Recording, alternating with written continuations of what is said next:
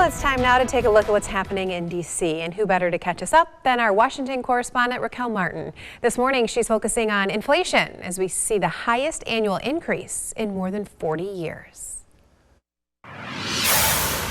Well, lawmakers on both sides of the aisle see this as a problem, but there is division on exactly how to resolve this issue. Of course, the White House was asked about this increasing inflation.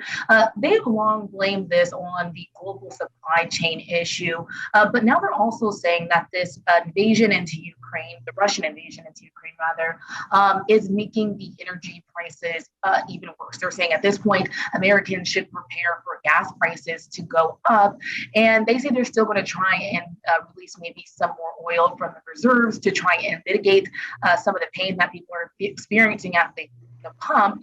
Republicans on Capitol Hill, however, are saying that this is a result of not prioritizing energy production here in the U.S. They're calling for the administration to do more to have more oil pumped and drilled here in the U.S.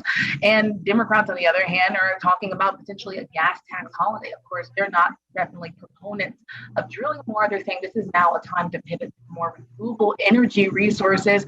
So a lot of discussion about this, but no clear path to give Americans some sort of relief, seeing that there is such division between both parties. Well, I talked to Senator Chuck Grassley. He's the top Republican on the Judiciary Committee this week about progression of this confirmation process. He said he was concerned it was moving too quickly, saying that they still needed to go through a lot of paperwork. And he wanted to ensure that Judge Jackson was able to meet with every senator that was able to. Democrats responding to that, saying, one, they believe that there is ample time for both of those things to happen, but also saying it's a bit hypocritical, pointing to the fact that last time around when President Trump was appointing Justice Amy Barrett to the court, Republicans did that in light speed. It took just 60 days for them to start hearings after they announced her nomination. So at this point, it doesn't look like there's going to be any change in the progression of this process.